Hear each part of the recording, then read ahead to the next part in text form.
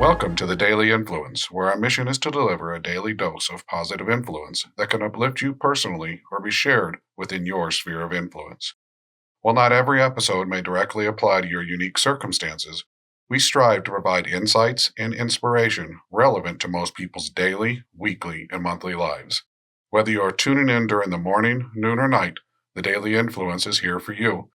Listen, share, and embrace the power of influence in your life. Welcome to Daily Influence. I'm Gregg-Brooke Koleno. Thank you for joining us for your daily dose of positivity.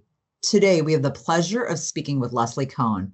She is the managing partner at All Rise Legal Counsel. Leslee is a distinguished attorney specializing in securities law, corporate finance, and general corporate law, with a remarkable track record of guiding startups and established businesses through complex legal landscapes. She is also deeply committed to mentoring and empowering entrepreneurs, particularly women and minority founders. Through her involvement with organizations like Small Business Advocacy Council and the Coalition of Women's Initiatives and Law Firms. Leslee, thank you so much for joining us today. Thank you so much for having me. Leslee, can you share a bit about your background and what led you to where you are today with our listeners? Absolutely. Like most women and people my age, it's been a long and convoluted path. I always tell back to the mentoring thing already, I always tell younger people when I speak to them, like, you don't have to choose what you're going to do now for the rest of your life because you just have no idea the opportunities they're going to present themselves. And so anyway, I went to the University of Michigan and then I went to law school at NYU because, believe it or not, I wanted to be a diplomat. And so I spent my first summer working at the UN and my second summer working for the federal government and hated both.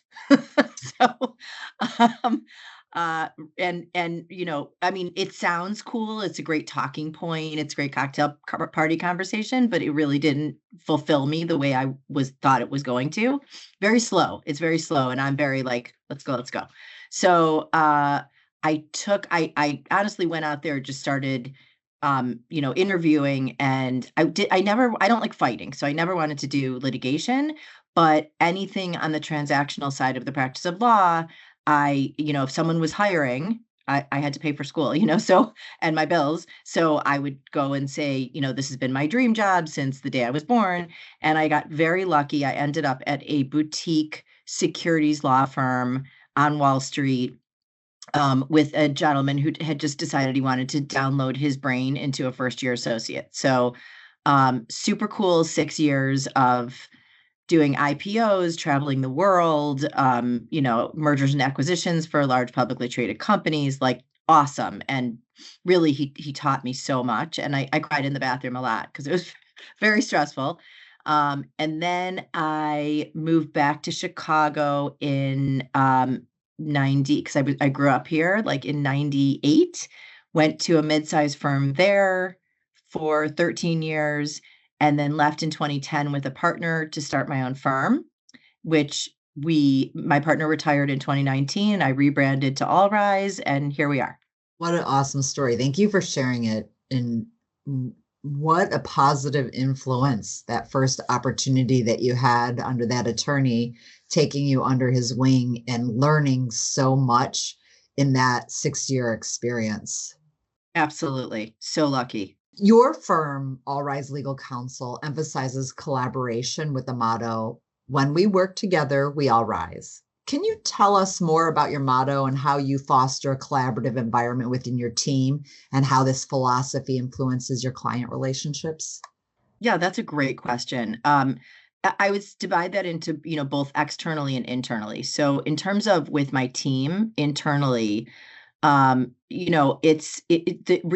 the way that has shown itself is every one of our lawyers works on flex time. So I've, you talked about the Coalition of Women's Initiatives in Law. I've been, a big part of, or tried to be, the movement in Chicago to help develop and advance to leadership positions women attorneys. And, I think I figured out how to do it. The big firms are all still struggling with this. And the thing is, we as women have a lot on our plates. And it's just close to impossible to be that big firm partner and work 50 hours a week and be on call all the time and be the mom you want to be, the daughter you want to be, the sister, the friend, the volunteer, the, million things that we have on our plates. And so what I did for my team is everyone works, it's not part-time. Everyone works when it's good for them. So I divvy up the work by, here's practice area. And then within that practice area, here's the work that came in. Here's the deadline for having it done. Is this something you can take on and do a great job on a timely basis for the client? And if so, it's yours. If not, that's okay too. Someone else will do it or I'll do it. But, I think just that was the biggest one about, all rising together is giving those women, and there's one man too, who's awesome, that opportunity to practice in a way that works for them. And then, on the client facing side, I think maybe the bridge between both is empathy. I think, realizing that people have lives and that people have stuff in their lives and that they are devoted to you and their work and they're doing the best they can, is really important as a leader.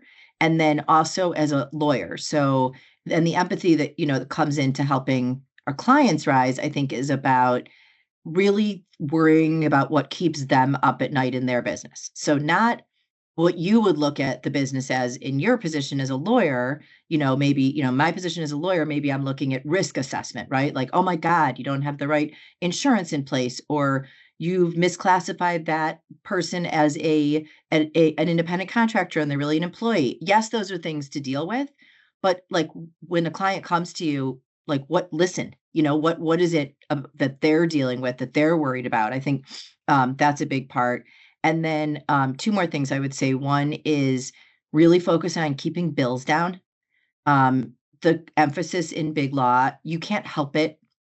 It's all about, how many hours can you bill? That's the pressure on you when you work for those firms. And they're very good and they do a great job. The pressure on us is, realizing that our clients are small businesses and startups and don't have that budget. So how can you keep legal fees in check? And I'll just give you a quick example.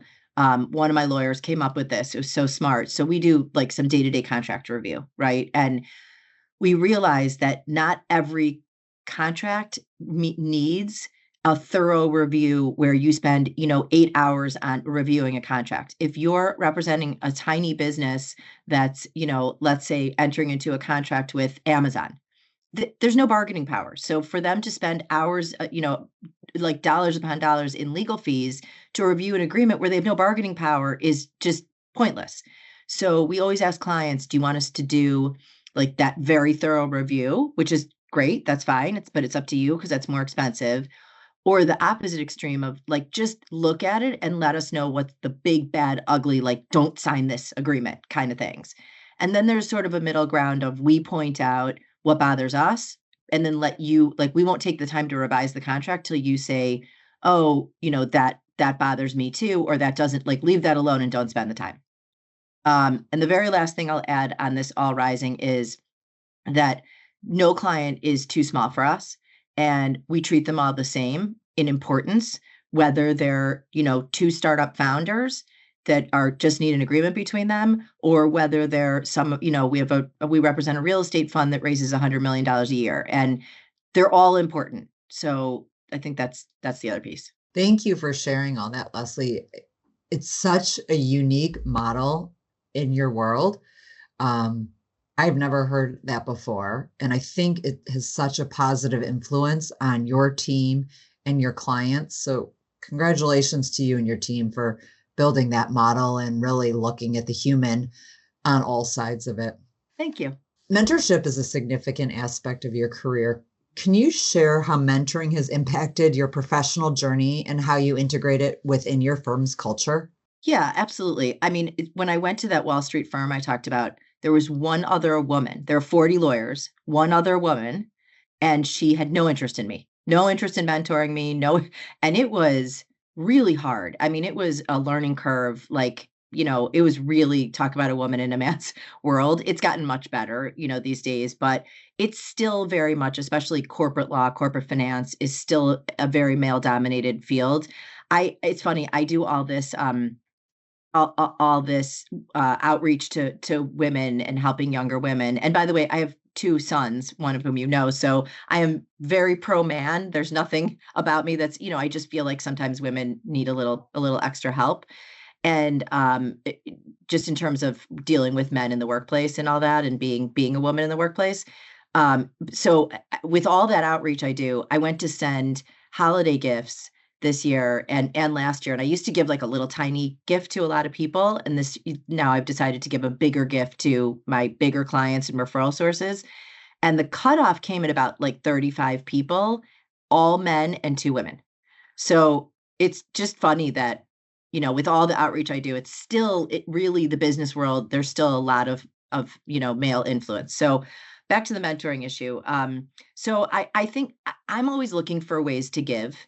I built my whole practice on it. I feel like my friendships on it, like my life model is sort of just, and that I think that comes from my dad, who I recently lost. And I just grew up watching him, like every person he met, he wanted to help solve their problems. And I think I learned that, and that's sort of integrated into like my persona.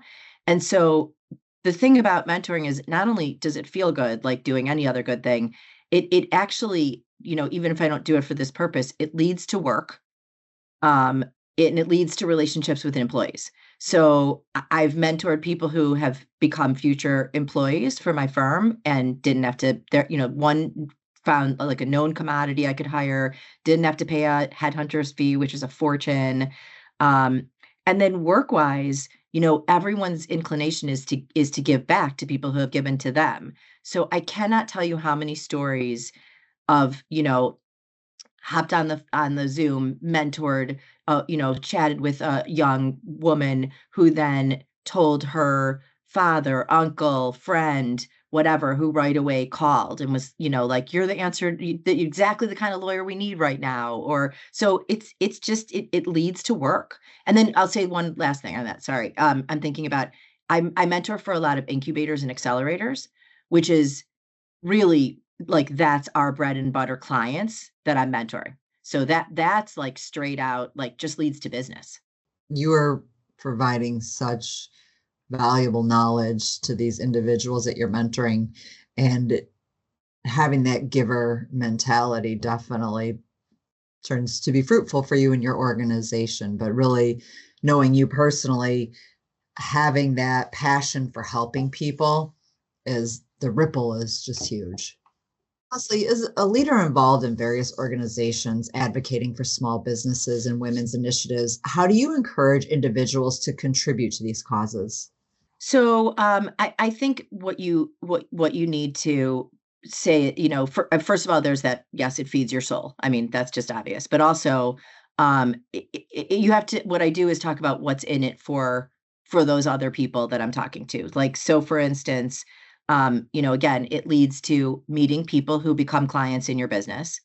It leads to establishing credibility for yourself. Like, the Coalition of Women's Initiatives, one of the beauties of that organization is they welcome much younger women into leadership ranks. And it's one of the very few organizations where you can have that opportunity to step up, and then you've got that on your resume. So when, in a few years you want to, be on a board, or, a charitable board, that kind of thing, you've already, had that experience, you've got that on your resume. So that's, part of it. I think that also, just meeting great people, and you never know, again, with that winding road of a career, like you just never know what's going to happen. And some of it is great for your career, and some of it is just genuinely like, we have a event on Thursday night, a happy hour for the Small Business Advocacy Council. And I love these people at this point. I mean, it's been years and years of working together, and I can't wait to see them. I can't wait to have a cocktail with them. So it's personally and and business wise, it's just all win-win. And that's what I try to tell people who are interested in talking about that. That's great. I'm sure that event's going to be a lot of fun. When guiding clients through complex transactions like mergers and acquisitions, how do you ensure they feel supported and confident throughout the whole process? So, we start in an M&A transaction, we start with a roadmap. I think a lot of people, it seems with M&A clients fall into two categories. One are just, Leslie, I really don't know anything about this. And that's very common, especially because we do small deals. So, I don't know anything about this. I've built this beautiful business, I've run it, and now I'm selling it. And I don't know about this process. Like, protect me, help me. They lay it on the line. And then the opposite extreme are clients who are like, I'm in private equity for the last 30 years, get it done. So that's a very different process. But for the ones who are more, nervous going into it, I think we provide this roadmap document that outlines the whole process, start to finish, which everyone always says, "Oh my God, that was so helpful," because I don't even know what lies ahead. So, and it gives them an idea on fees too, like an hourly, breakdown of what you can expect. Um, I think, again, I go back to empathy, realizing that when you're on the sell side, we do both sides, but when you're on probably more often sell side, you're someone's selling their baby. I mean, it like my firm is my third child, and I think being aware of that and not making it all business, like being a little bit of a therapist, and also at the letter of intent stage, not letting them jump into something because they see dollar signs. So, a lot of times there's something in an M&A transaction, but called an earnout. And that's where a portion of the purchase price depends on the company doing well after closing. And if you don't have a lot of control as the founder as to what goes on with your company after you've sold it, there's a chance that those goals aren't going to be reached. And then you're not going to make the money you think you're going to make. So, it's also kind of letting people know, and the process, going through the process is just painstaking and emotional and time consuming, and it's a journey, and it's going to take you away from running your business every day, which you love. So giving people that sense early on, explaining it to them, being there for them to talk about all that stuff with as it's happening. um and then I'd say the last thing is just staying calm, really like being the voice of reason through it all when things get tough and there's deal fatigue and all that. Absolutely. In that M&A space, you really have to almost put on your therapist hat, right? Because there's a lot of emotions in selling a business. It's your baby. Leslie, in reflecting on your career, can you discuss a time when an individual's unique perspective or skill set significantly enhanced the team's success? And what lessons did you take away from the experience? Sure. I would say I learned so much from my former partner. So we left a big firm together, and started the firm. And he retired in, as I said, in 2019. But in the meantime, and we had been partners for 10 years before that. So we had like 20 years total as partners. And he is a very kind person, and going back to the last conversation, the last question, very calm. I was in my youth very frenetic. I had kids running around. We just started this business. I had all these new clients. There was so much, and I was like, just I was calm with clients, but in the background, I was like, oh my God, and I think he was just always so like, it's gonna be okay, take a breath. And I think that has carried on with now that I have all these employees.